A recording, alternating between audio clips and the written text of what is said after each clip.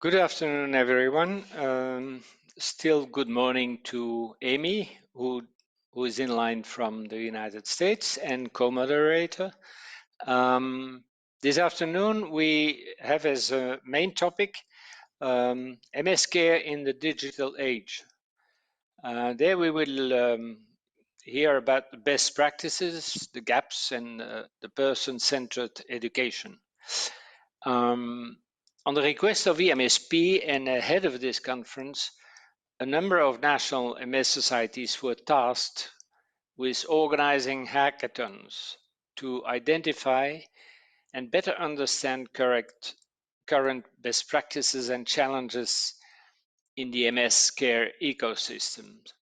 For each hackathon, a number of participants was invited. Participants range from patients to social workers, MS nurses and neurologists, as well as board members of the regional MS societies. Each hackathon was organized in an interactive format which allowed and encouraged each participant to provide their specific input on key questions relating to MS care, the continuation and/or suspension of care during the COVID-19 crisis, as well as challenges and opportunities in the MS care ecosystem. Today we will present the results of Belgium, Romania and Poland. But before introducing the various speakers and presenters, let me first read the questions of the poll that we are going to organize in the next few minutes. We have 3 questions. The first question sounds, what type of digital healthcare have you received in the past 18 months that you would like to see maintained after the pandemic? Online psychological support, online physical therapy support, or online consultations with healthcare professionals. The question 2 is, what type of digital social care have you received in the past 18 months that you would like to see maintained after the pandemic? And there we have again 4 options. We have 4 options: online consultation with social worker, working from home support, social activities via online platforms, online course, and then we have the question number 3, and then we'll come back to question 1 and I'll ask you to vote. Do you think that digital care will improve MS care in the future? Options: yes, digital care is the future. Yes, but not everything can be replaced by digital. Yes, if it is affordable. And option 4 is no, nothing can replace human connection. Now we will go to the voting, and you first answer if you wish, and upon requests, answer question number 1, and you post your answers through the polling device.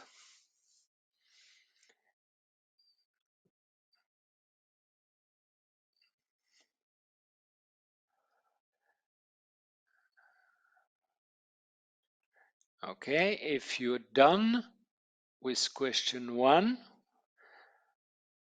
you answer question 2, please. What type of digital social care have you received?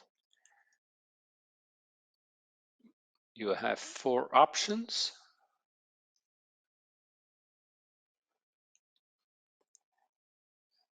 And now we move to question 3.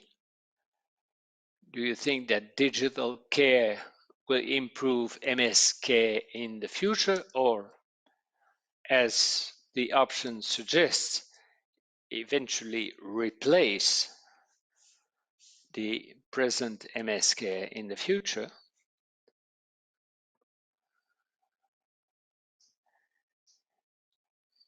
and if you did your job well, normally we should have the results coming up. Thank you very much for those who took the pains to go through the various questions and to answer them.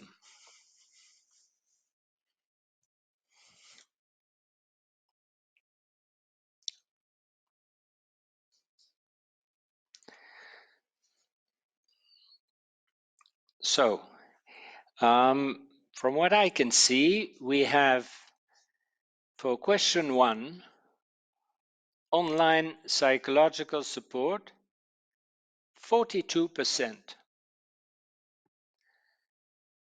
Online consultations with healthcare professionals, 50%. On question 2, the answers are online course, 38%, and working from home support, 29%. Oh no, sorry, my mistake, it is 25%. Online consultation with social worker, 19%. Social activities via online platforms, 19%. That was covering question 2. For question 3, the results are coming.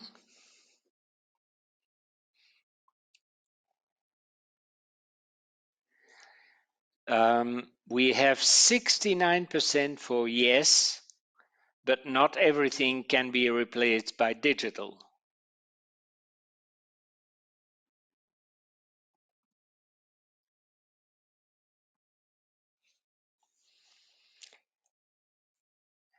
And 19% of you believe that digital care is the future. And 8% believe that nothing can replace human connection.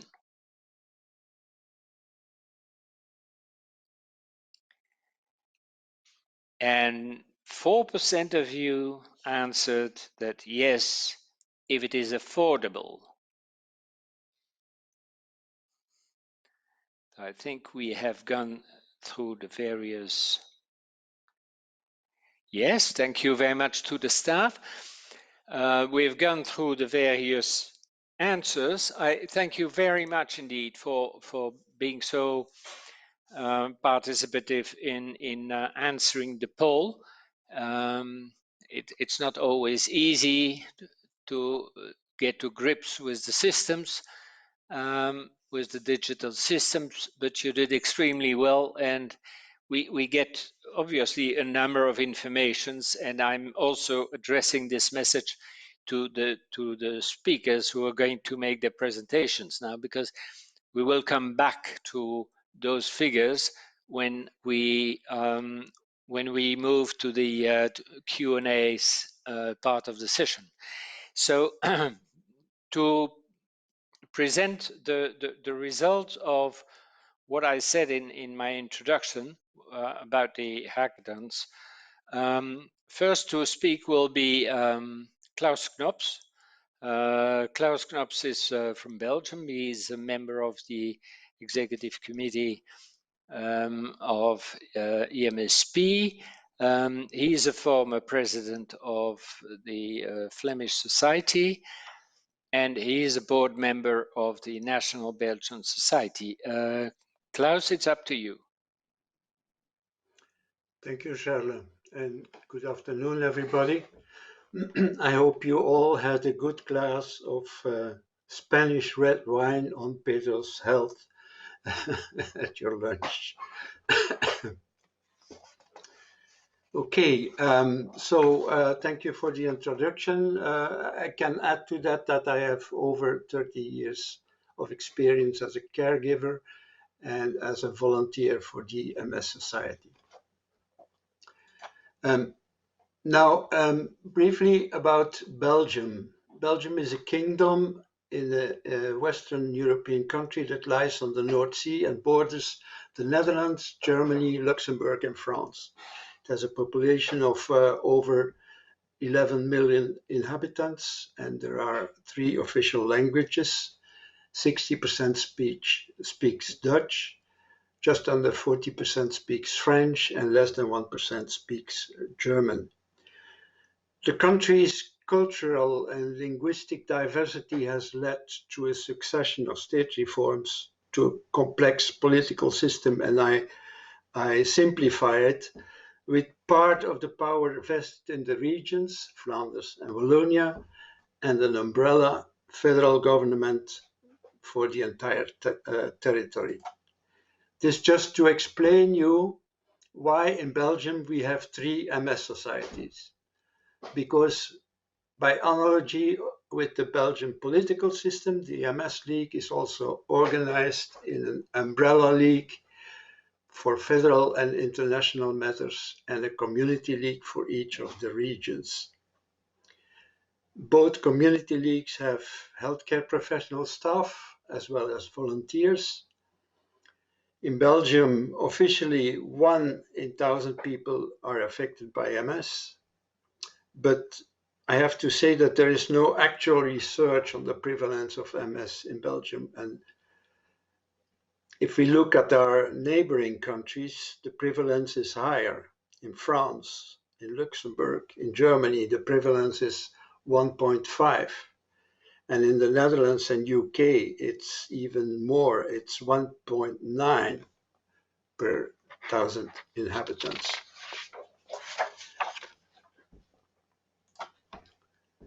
So about the hackathons, Charles explained already how it was organized.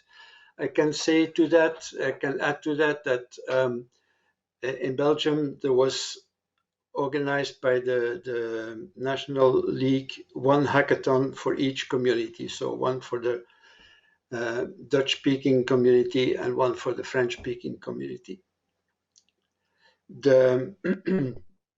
The selection of the participants was left to the regional societies, and it is interesting to note that the Flemish Society invited mainly staff, while the Walloon Society focused on people with MS. So this gave 2 different sessions which were very complementary. Now, about the key findings.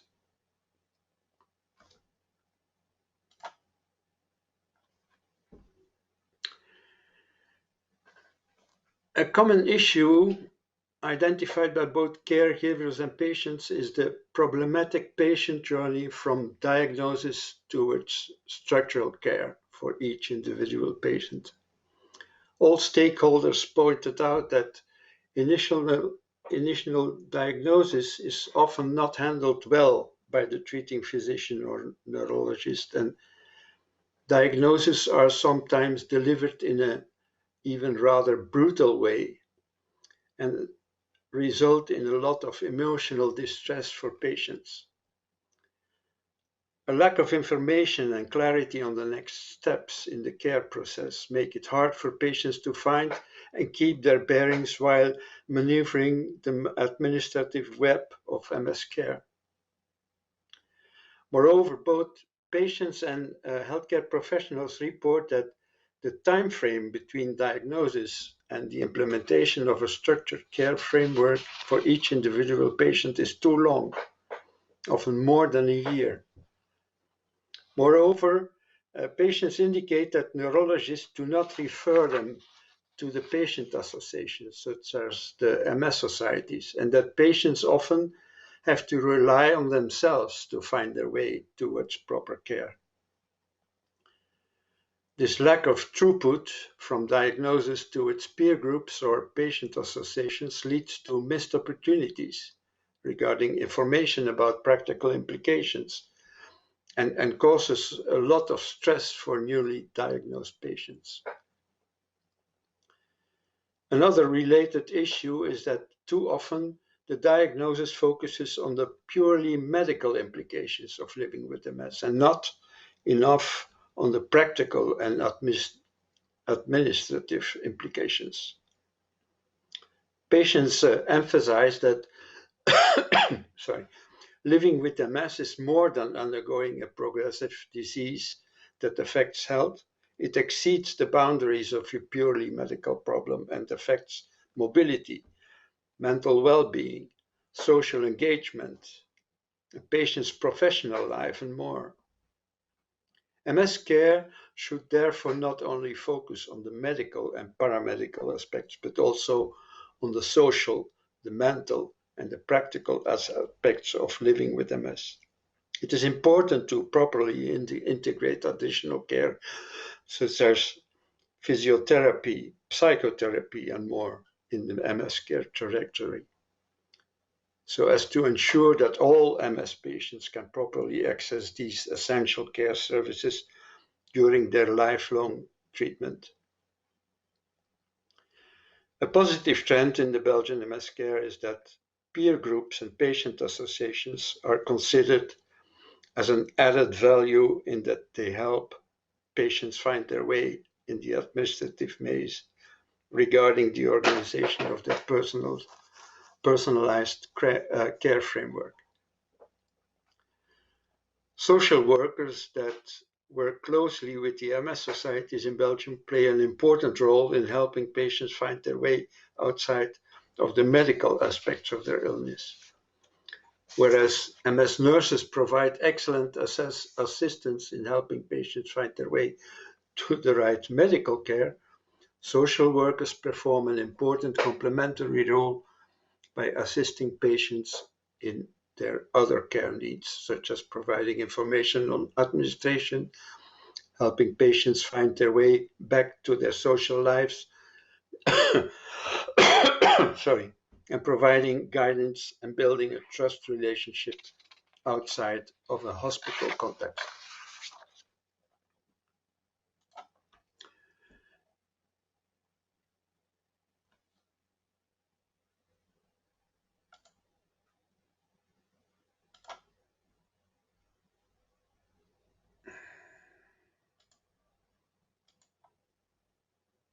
Ah,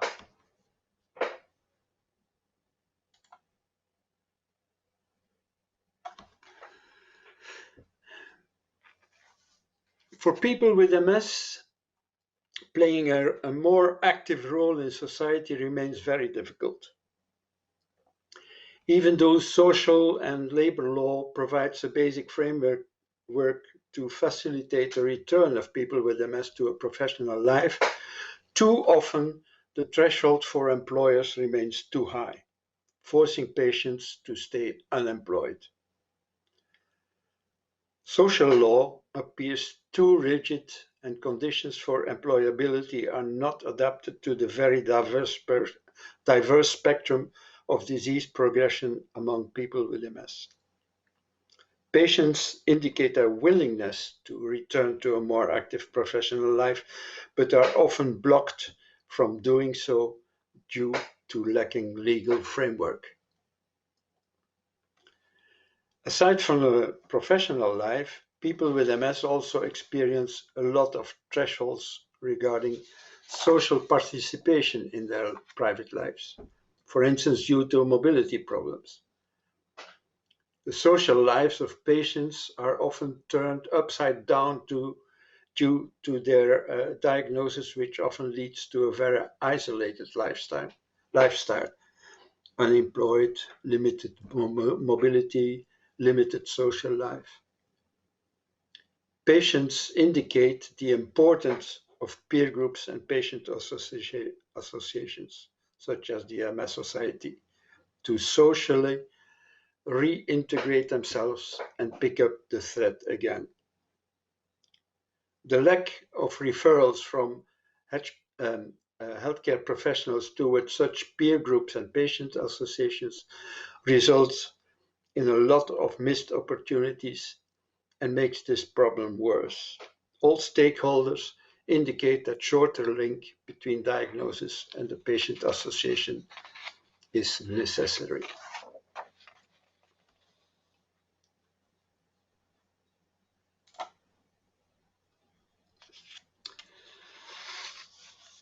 Multidisciplinary care seems to slowly make its way into the MS care landscape.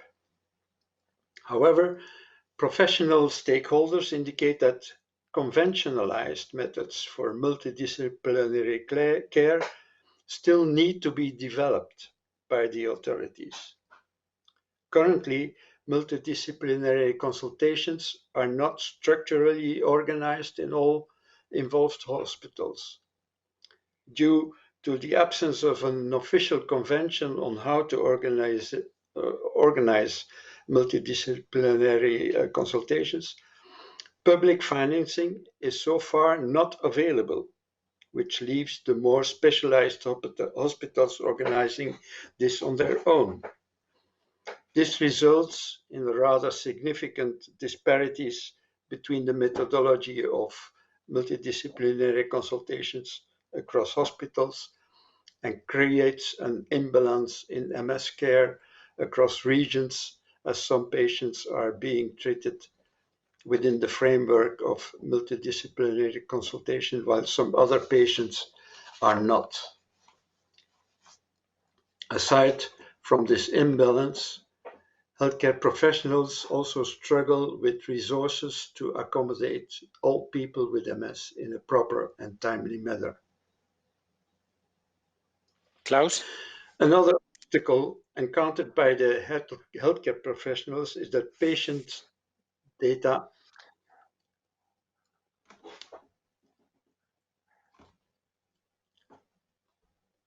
Klaus, if you hear me, yeah. You should come to conclusions, because otherwise you're going to keep the other speakers from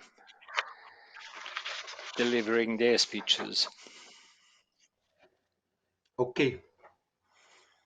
I'll go to my conclusions then.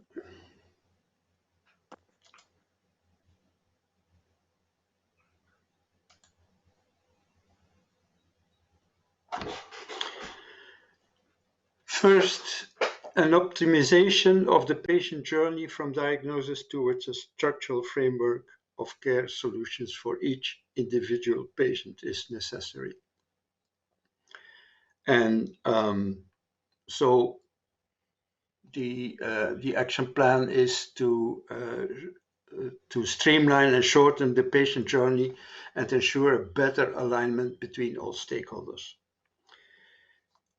Two, aside from care aspects, more attention needs to go to recognizing that MS is more than a medical condition. It affects all aspects of a patient's life and requires a broader care spectrum that exceeds physical health and also focuses on mental and social well-being. So create a roadmap of MS care, centralize essential information and create awareness so that patients have all necessary information. Okay. Three, Thank you. while multidisciplinary care is perceived as a positive evolution within the MS community, a more streamlined approach is required. Conventionalization of multidisciplinary consultations is necessary to ensure proper multidisciplinary follow-ups for all patients. Extra financing and resources are required to accommodate more patients faster and cut down waiting lists. 4. Underline the importance of social participation and recognize the role peer groups can play, helping to stay integrated in society. And finally, while MS care in Belgium has advanced significantly over the past 40 years, There is still a lot of work to be done.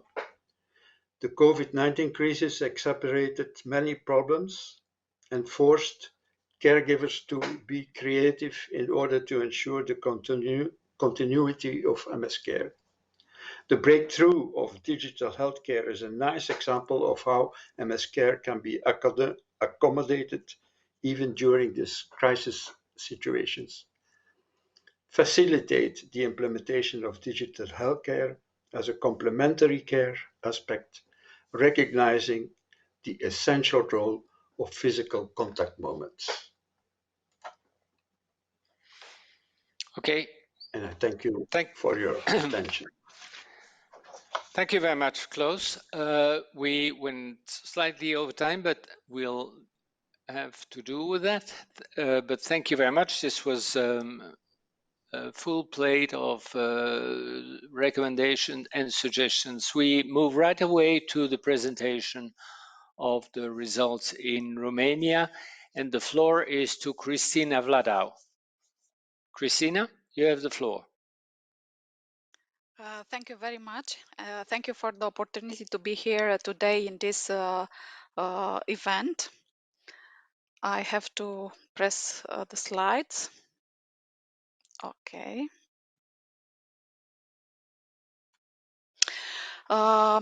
There are very big differences between countries in Europe regarding the MS care. You see here a slide with the MS barometer, and Romania received just 38 points from 100, so it is not very good.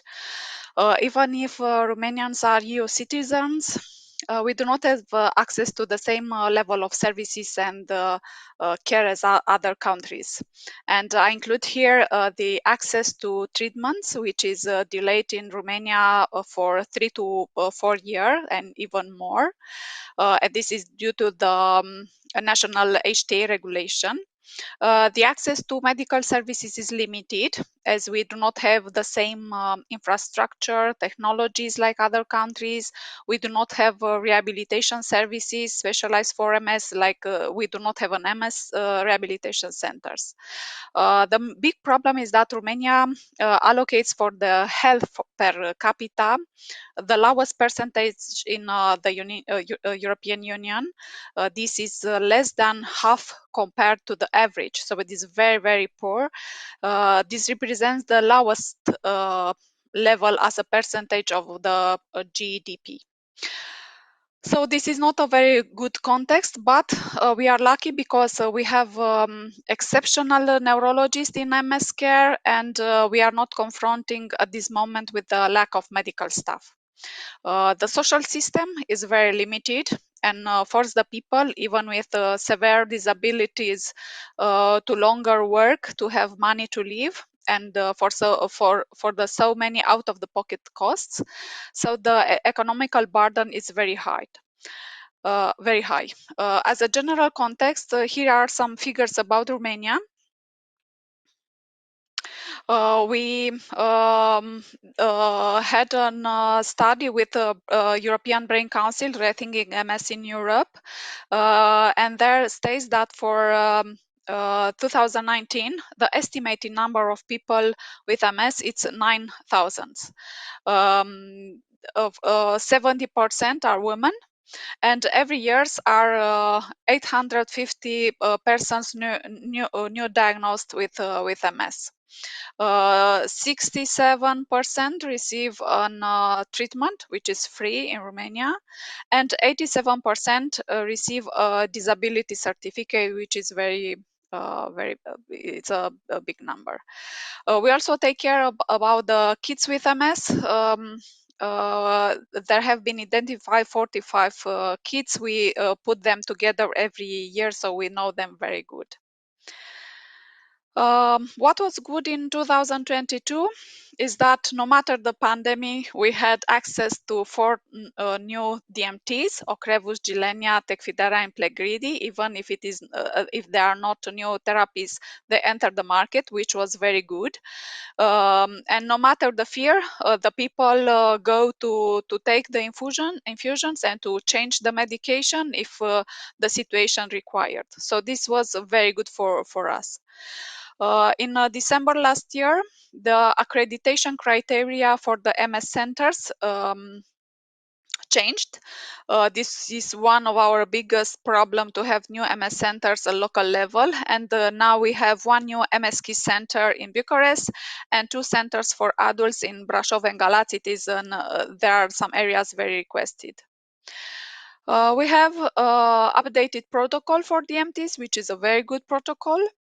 The neurologists are very dedicated to our care, and this is one of the best point in Romania, that neurologists are very good. For example, during the pandemic, 800 people with MS were relocated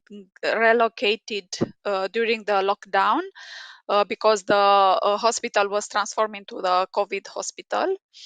For kids with MS, the DMTs were delivered at home with some specific solution, but we have to take care to continue, because at this moment this procedure stopped. During the pandemic, the communication with MS nurses was excellent. It was improved, even if the GDPR is not exactly the best situation, but we communicate very good with the nurses. Every hospital has one or two specialized MS nurses, but this depends on the regional level. It depends on the organization of the hospital, but the communication was improved, and we hope to continue. Also, during the pandemic, the pharma companies helped us and offered free transportation to and from the MS centers. It was that situation with Janssen and Roche. So we have been very like VIP patients, I can say, for Romania. Everybody took care of us. We as an association, we tried to empower the patients. We had last year 20 webinars. The first one was on 25 of March, and starting with 26th of March, we started the free online psychological counseling, which was very helpful. Also in 2020, we had a pilot for an online group for psychotherapy, which was very good, and we continued this year. And we also did a prototype for a rehabilitation app, MS Move. It is a very good solution, not only at national level, but probably also in other countries. But we as an ONG, as an NGO, are not sustainable for such a solution, and we have to discuss on this tool separately. What was good also is that the disability certificate, the enrollment, the applying documents have been done online, so it was very good for us. The biggest opportunity is the telework, and we hope to continue, because for us as disabled people, it was excellent. And because everybody suffered because of the isolation, the awareness for our disease, it's probably easier regarding the stigma, discrimination, and isolation.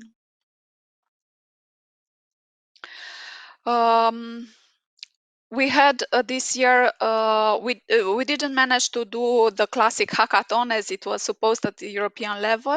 We had two different meetings, one with the MS nurses, but this was very good because we combined with the training and with the launch of the platform for the MS Nurse Pro course.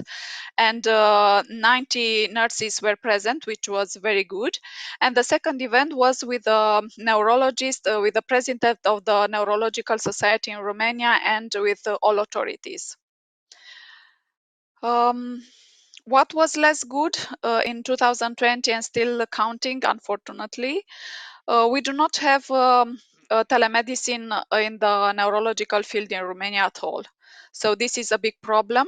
We just speak at the personal level with each neurologist, but we need such solutions. We do not have teleradiology, so this means that we have to go with the MRI with a CD and results from the clinic to the hospital, which is not allowed during this time. And we do not have apps for the monitoring of disease info and so on, so this is not good at all. We have limited access to healthcare to this pandemic or new organization of the hospital. We lack MS Center's central organization to implement national unitary solution. I listened to the Belgium situation, so it is the same in Romania, that there are not the same solution to every hospital. We have limited access to kineto and physiotherapy, and we have lack of reimbursement for psychotherapy. So no therapy in psychotherapy in Romania. We have limited access to home care and social support, and we have delays not only in approval of innovative treatments, but also into because of the bureaucratic system. We have auction for the treatments, which doesn't work properly every time. All services for MS care are provided by state hospital, which are emergency hospital, which are not very good. It is not a good solution for chronic patients. The private sector offers telemedicine and basic neuro services, but at high fees, with limited access to MS care and no data operability.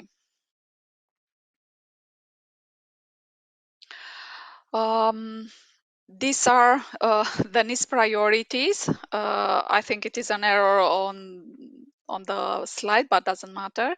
The first priority is that we need an efficient patient registry to indicate the MS subtypes and number of eligible population for new DMTs entering to the market. We have at the moment a patient registry, but it functions deficiently, and we also need some changes into the legislation for the neurologist, or to have personnel to enter the data into the system. The second priority is that we need new MS centers local level, and also improvement into the old ones, because we need bigger spaces because of the new organization. Everybody, the MS patients were moved to the ground floor in 2 rooms, which is not proper for delivering any service, medical service. And we also need not only new MS centers, but also medical staff trainings for the nurses, but also for the neurologists in these new centers. The third priority is neurorehabilitation services. We really need multidisciplinary centers. We need specialists. We need technology, modern and innovative technology, and of course, we need access to treatment services and support. But this is a big problem, because everything is here in Romania because of the political will and because of the administrative health system. So we need changes, and we need the politicians to be near us. How looks the future? I think a little brighter, because we do not have so many things. A lot of strategies have been done these days. For example, a national e-health strategy was finished, and because of the European Union funds, probably till 2023 they are going to be implemented. It is the National Plan for Recovery and Resilience. This and it is already established that the digital infrastructure is going to be improved. This means update of the old national informatic platform of health insurance, which is the biggest system in Romania for everybody, no matter the disease.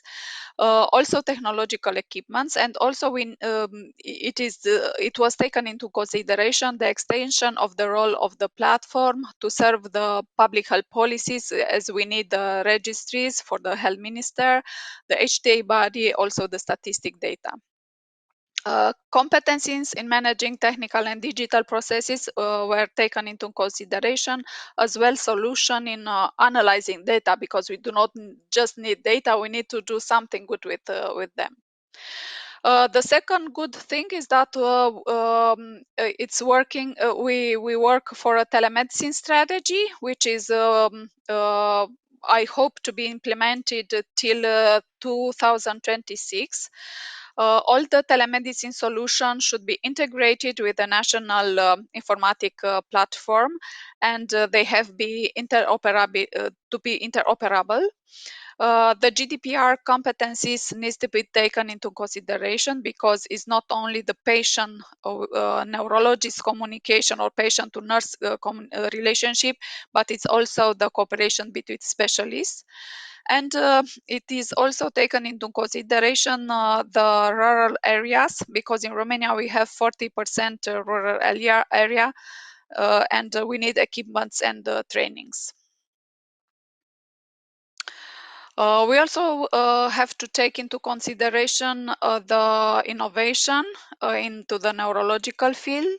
The access to innovative solutions like monitoring the progression or all kind of medical devices in neurorehabilitation is very needed. We do not have at this moment, but it was taken into consideration the development of a competent national authority for medical devices with rules and criteria well established, and also harmonized with the EU member states regulation. And the most important is that the MS patient should be in the center of the innovative solution process. So this was the last slide. The future looks bright in theory, and the solutions were taken into consideration. So we are looking forward to seeing the implementation. Thank you. Thanks a lot. That was an excellent contribution, Christina. Thank you very much. It's the challenges are there. We'll come back to that during the Q&A session. But now it's time to listen to Poland, and I leave the floor to Domenica Czarnota-Zalkowska. No, I don't know whether the pronunciation is okay, but almost, almost perfect. Thank you very much. And welcome, warm welcome from Poland. We have very nice weather today. It's warm, the sun is shining, and in days like these, it's really easy to forget that we are still dealing with a global pandemic of COVID-19. This is also a main reason why we were not able to organize the hackathon, because spring was the worst time since pandemic started in Poland. Many people were diagnosed with COVID-19 and many of them died. So hopefully that was the worst time, and now it's getting only better.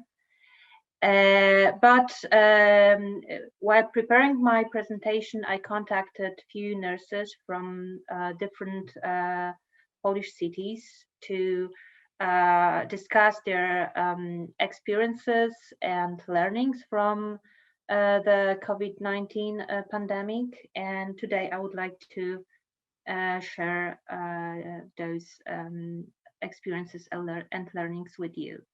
But let me start with a short introduction of how the healthcare system in Poland looks like. I think it might help you to understand better the way we were dealing with COVID-19 pandemic and how the MS treatment looked like over the past 15 months. Can I have the next slide, please? Thank you. So the healthcare system in Poland is based on common health insurance, the mandatory healthcare contribution, which amounts to 9% of salary, is made to the National Health Fund. And this National Health Fund finances health care services. So in theory, at least, we are all equal here. But well, it does not look that perfect. We constantly running out of money. And the structure of public healthcare system in Poland, probably very similar to what you have in your countries. We have general practitioners and outpatient specialist care provided in specialist clinics and hospitals. So and the DMTs are fully reimbursed and administered in around 130 hospitals throughout Poland as MS treatment programs. This is pretty important because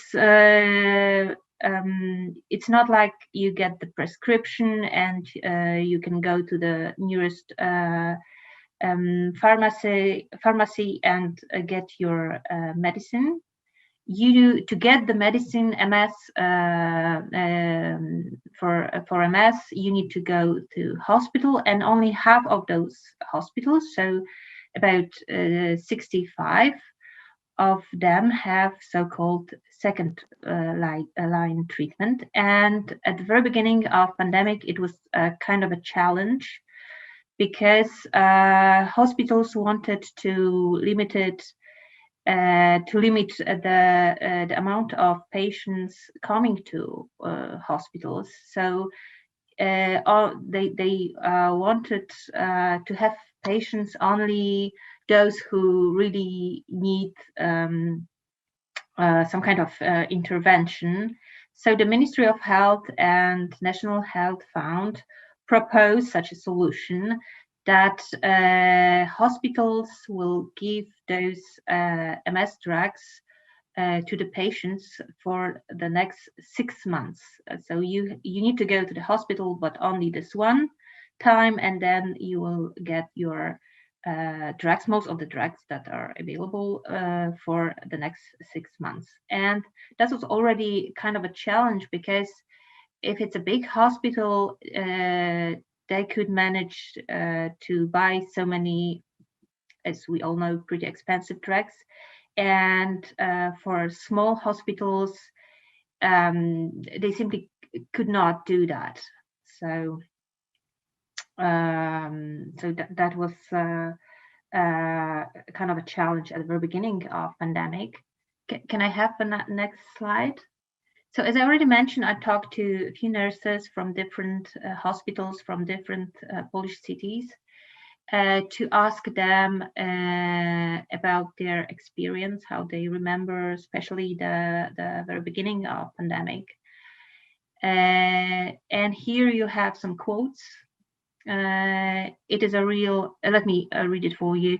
It is a real battlefield. I'm a neurological nurse, but it was decided that our hospital would be a COVID-only hospital.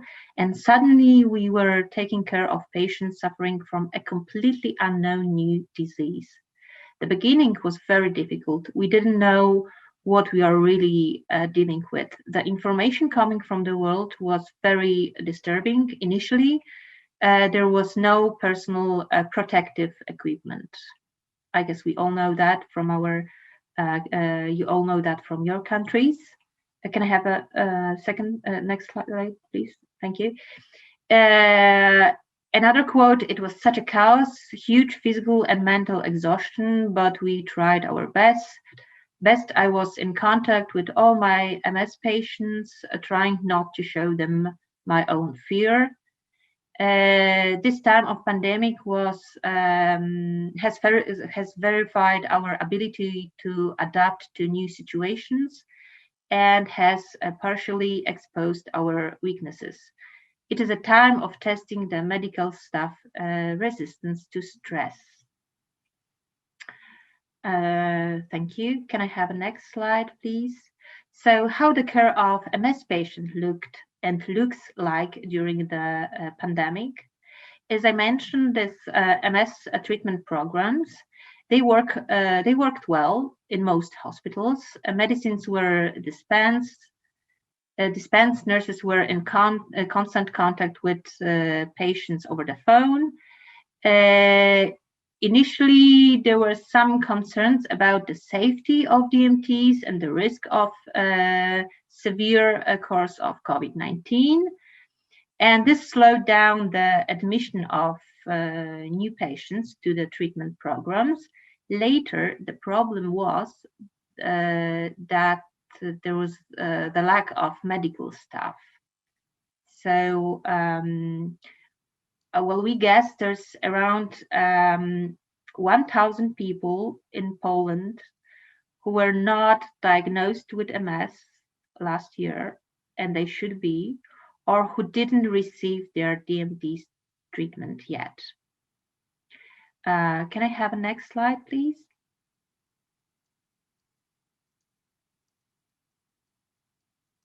Sorry, can you go back? Yeah, sorry. There's still a big problem with patients during a relapse or during diagnosis. They are rarely admitted to hospitals, and outpatient care does not work as well as does not work as well as it should in these cases.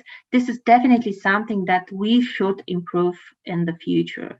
So not all the patients to the hospitals.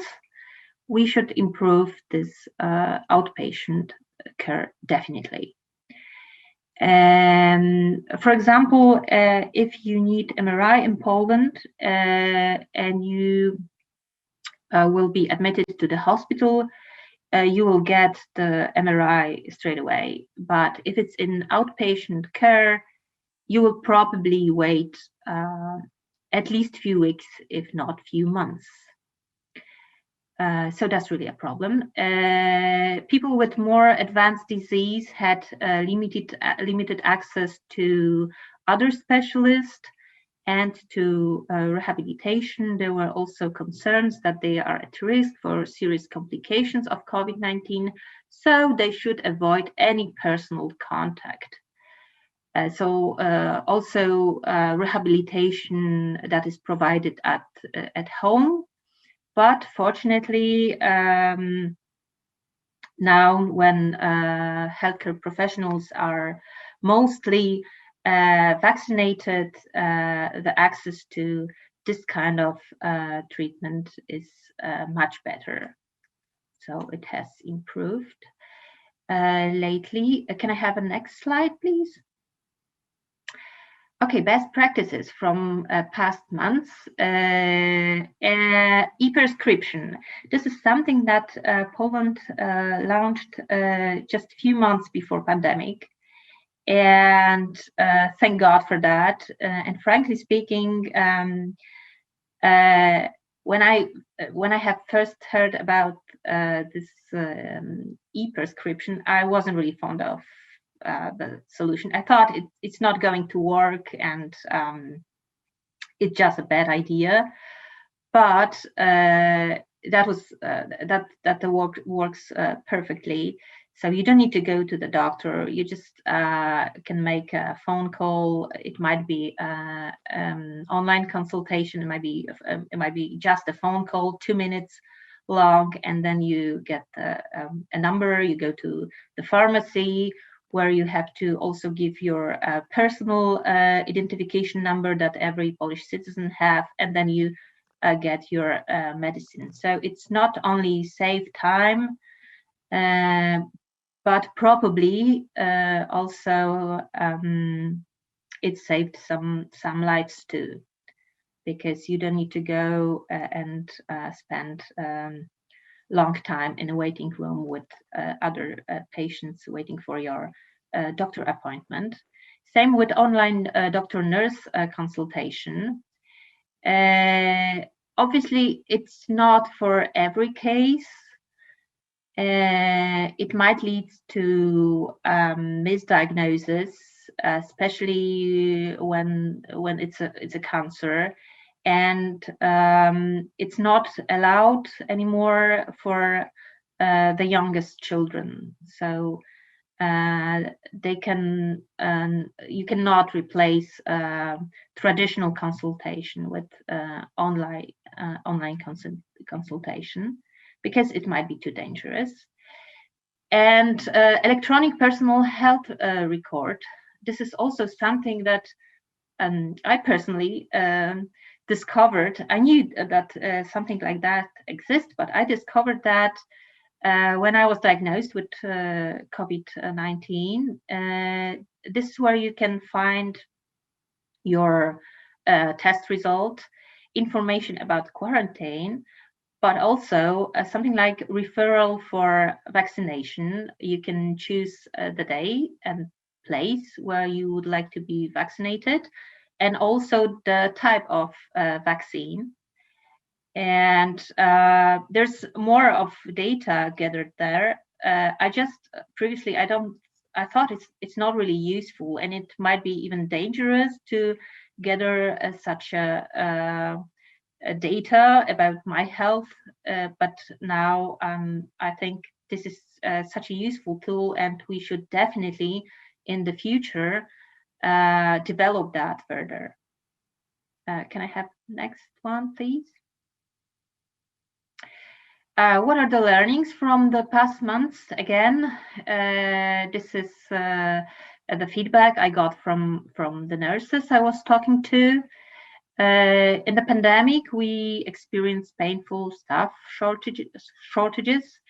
There should be someone like a care coordinator to relieve healthcare professionals from time-consuming paperwork.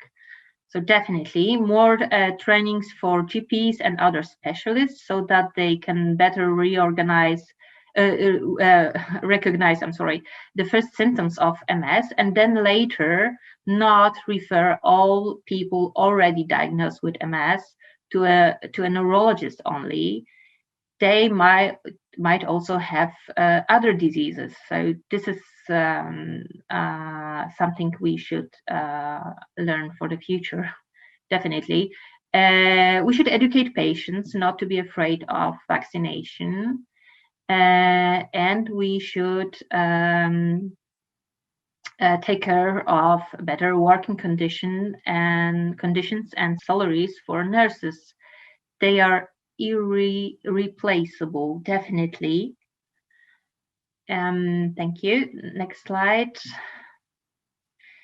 Yes, so we should remember that many healthcare professionals in Poland and all around the world died fighting with COVID-19.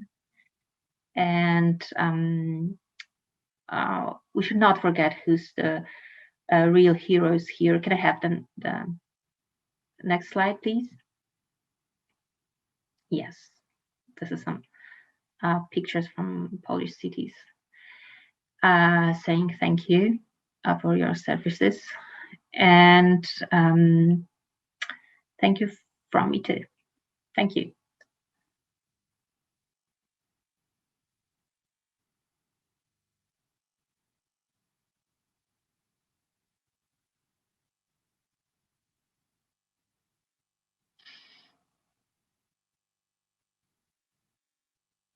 Well, I don't hear you, Charles. I don't know, like, if anyone else does.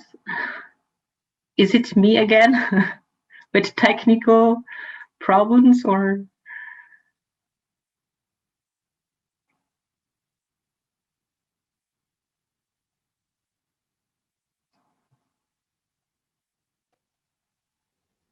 Do you hear me now?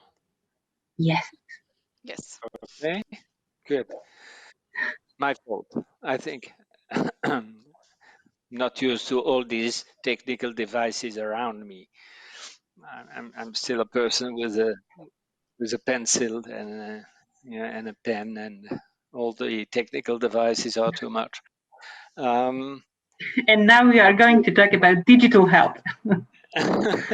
Yes, very good. Well, Klaus, Christina, and Dominika, thank you very much for your input. I think even if Dominika didn't have as a basis for her presentation a real hackathon, you're a hackathon on yourself. I think you did extremely well, Dominika. And I think all the learnings from the COVID experience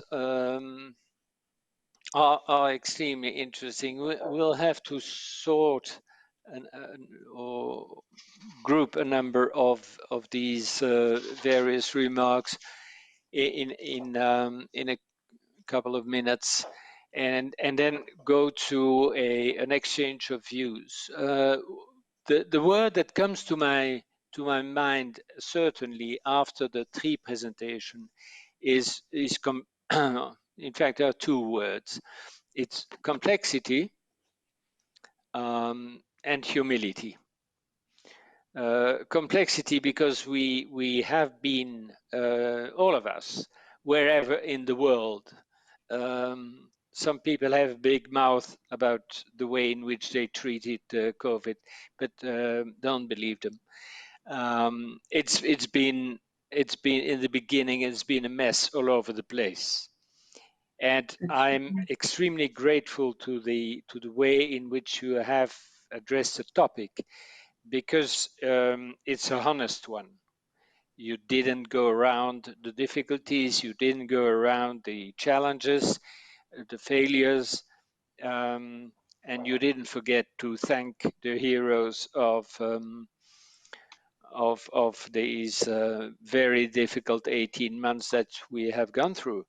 It's also an opportunity to pay tribute to the nurses, inclusive the MS nurses that have done their job in these times. It's remarkable. This being said, we are still we still have to meet a number of very important challenges, because the game is not over. That's one thing. Because we also have to remember a number of lessons from the past and take it to the future with improvements. Otherwise, it will have been useless. Everything that we have achieved in our respective countries have to deserve at least a long-term reflection and long-term solutions. Otherwise, it's no use, because there is a possibility that we are in for another pandemic in the forthcoming so many years, if we have learned nothing, and that we had so many deaths and people with very damaging side effects for the rest of their lives, then it would be extremely sad. If I come back to the original questions that were raised to you, I'm just coming back to the answers that were given. First, about the digital health care received. 42% responded online psychological support is important. And I think in various countries, it's been the only way to go around with the pandemic. And 50% thought it was important to have online consultation with healthcare professionals, without specifying if they were talking about medical doctors or MS nurses, but professionals. In question 2, we had the spread was a bit bigger, but there is an obvious 25% working from home support. So online consultation and online courses, 38%, show that online was part of the solution. It's certainly not the whole solution, but it's part of the solution. And if I say part of the solution, it brings me to question 3. Do you think that digital care will improve its care in the future? We have 69, I will not talk about the other percentages, but 69% said, yes, we think that digital care is going to improve care in the future, but not everything can be replaced by digital. And I think that there we are at the core of what we all think. We are human beings, and we will remain human beings, and human contacts are necessary. So giving everything out of hand is certainly not the solution for the future. Now, I'd very much like to have a short round of the reflections of Klaus on Dominica's and Christina's presentation, and then Christina doing the same with Klaus and Dominica. What, Klaus, how do you feel about Dominica and Christina reflecting the situation in their respective countries?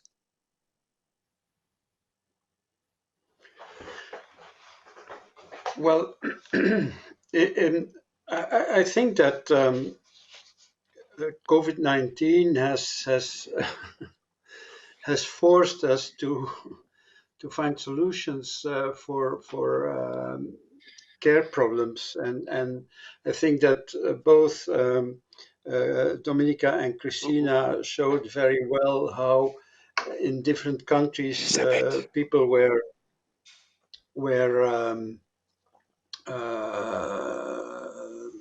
found solutions to implement digital healthcare and to find solutions for the patients as far as possible.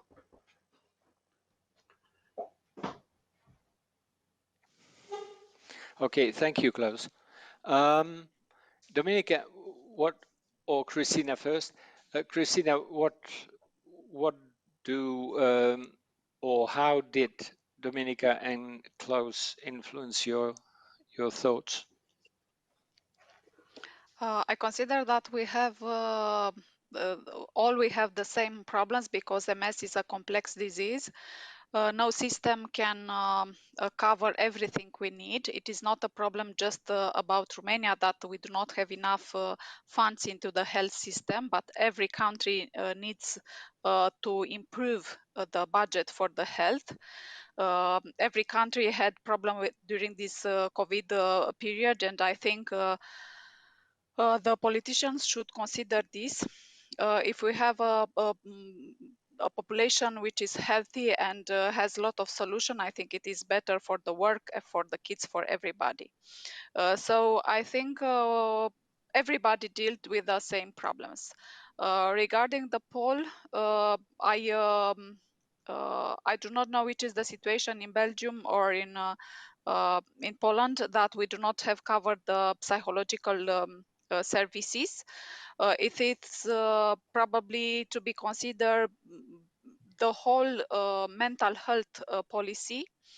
So we hope to see some changes also into this area. In Romania, we do not have the basic services provided. So for us, the digital health solutions are going to be taken from the bottom, which is better because you can have all kind of solution and to have the whole system interoperable and to have good data. So I think the future, not only in Romania, but everywhere is going to be a little brighter. I hope so. Thank you, Christina. Dominica, other Well, I comments fully to make? agree. We all need to improve, even Belgium, I see.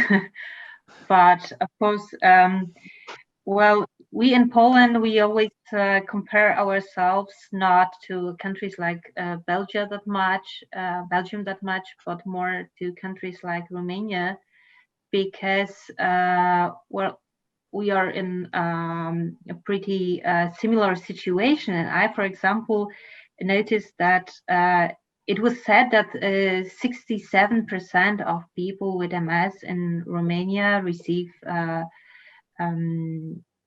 DMTs. Am I right in here? It's Yes. quite of a it's quite of a number, I must say.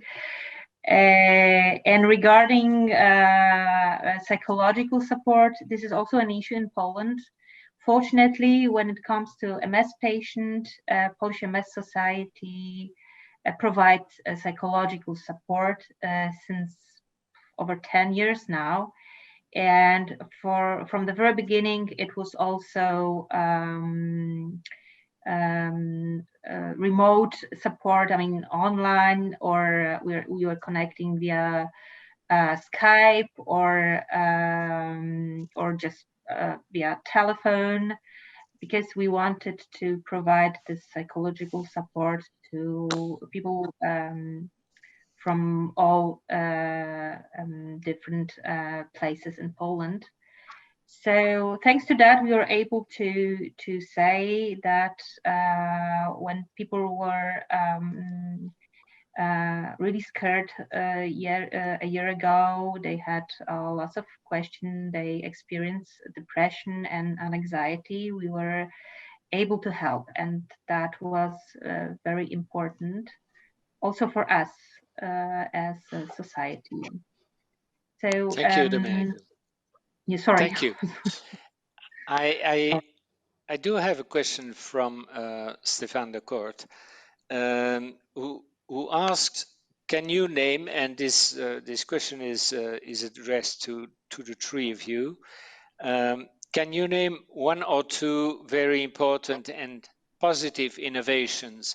One is enough. If there is one and each of you comes up with one different, we have three new innovations and positive innovation that were actively used during the past 18 months. Klaus, what would you say? I would say that COVID-19 forced the healthcare professionals to accelerate the implementation of digital healthcare. Not that it was the ideal solution for all problems, but it is in any way it's a very good plus for the healthcare. Thank you, Klaus. Christina? For me, for Romania, I will not consider an innovation the telework, but it is the biggest opportunity given by the pandemic, So we are everybody has problem with economical problems. So I think it is a solution for us to work also from home. So this is the biggest one. And that includes, obviously, persons with MS. Yes, for sure. It is for everybody, but for us, it's going to be excellent. Yeah. Okay. That's one of the. Thank you, Christina. I'm taking note of this because it's going to be certainly one of the items that we will come back to at the end of the when we draw the conclusions of the without preempting. But I think it's a very important remark. I think that next to the challenge, the challenge also provides an opportunity and the opportunity for people who cannot afford to work at the workplace. Have a digital possibility is a great achievement, and if this has been enhanced or improved by the pandemic, well, it's one of the positive outcomes. Dominika, Well, what definitely, would I you fully say? agree with that. Yeah. And I would add here from maybe our society experience, webinars. We were able to reach hundreds of people, what would be impossible in a real life. So, and the first webinars were mostly about COVID-19, but then we made lots of webinars about many different topics, all regarding MS. My personal favorite were the ones about maternity and MS. So this is something positive and something digital, definitely. Okay. Thank you very much. What we are going to do in the next few minutes is I'm supposed to wrapping up, but I think it's quite easy and complex to do at the same time. what I noticed from this session is on one side the huge diversity still in Europe between systems and um, I would say ways to deal with a pandemic like this. On the other hand, I see a large community of shortcomings. Um, um, I think the shortcomings have been all over the place. I think that with I'm finger pointing at the political world, I think that the political world, but to an extent also the academic world, were unprepared to address the pandemic, and that is, I think, quite well illustrated by everything that you have been saying in this session, which leaves us with feelings of both, I think, with both humility that we have to recognize that things can be improved considerably wherever we are in Europe. There's no one who can say, well, look, guys, I've solved it all, and it's been no problem in my country. I haven't seen that country yet. Well, some people might say so, but we shouldn't believe them.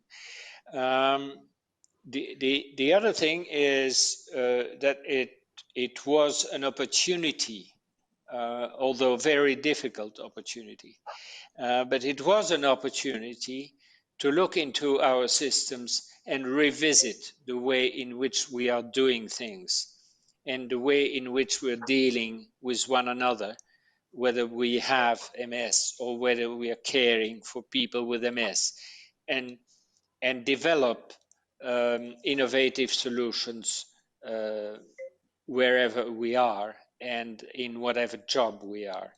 And I think that certainly the nurses, but also in those countries where the nursing system is less developed, but where we have social workers, have done a tremendous job in meeting the needs of people with MS. I think that is certainly illustrated not only in this session, but also in the previous sessions.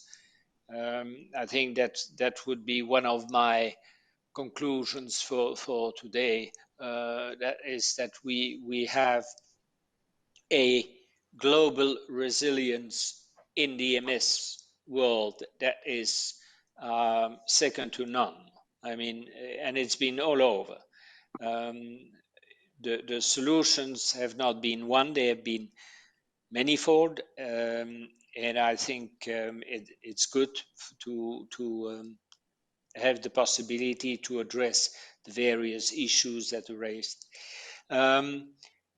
Now, before concluding, I think I am going to ask, first of all, to thank the three of you for the tremendous work that you have been doing, because I have seen the work behind in the preparation of the hackathons, and that is true for EMSP staff, but also all of you in the respective countries who organized, in fact, the hackathons. You have done a tremendous work in summarizing these, because it's a hell of a job. Thank you very much, Klaus, Dominika, and Christina. Thank you. You deserve a loud applause, but we do not hear the applause. But I mean, mentally, you hear my applause. And I'd like to invite our beloved drawer to show us his work and to leave it a bit more on the screen, because I see it's, I mean, there's plenty. Oh, Jesus, Klaus, you look fabulous. Yeah, and Christina and Dominika as well, huh? Gosh. Excellent job. Well, I think you, if authorized by the drawer, you can take a picture of this, take it home and read it and take time to read it because there are so many messages here. It's much better a wrap up than what I delivered. So take it home as a conclusion of this excellent session. The last thing I have to do is to close this session and close the day's sessions. I have to remind you that you're invited to join us again on at 9:30 sharp next morning, and we hope that you will be there. And if Amy is still there, I wish her a good sleep in between, because there's no much time for her between now and the next session, because she will have to wake up again at 1 or 2 in the morning. So bon courage, Amy, and we see you all tomorrow. Bye bye, and thank you to the Bye staff. bye. Bye bye.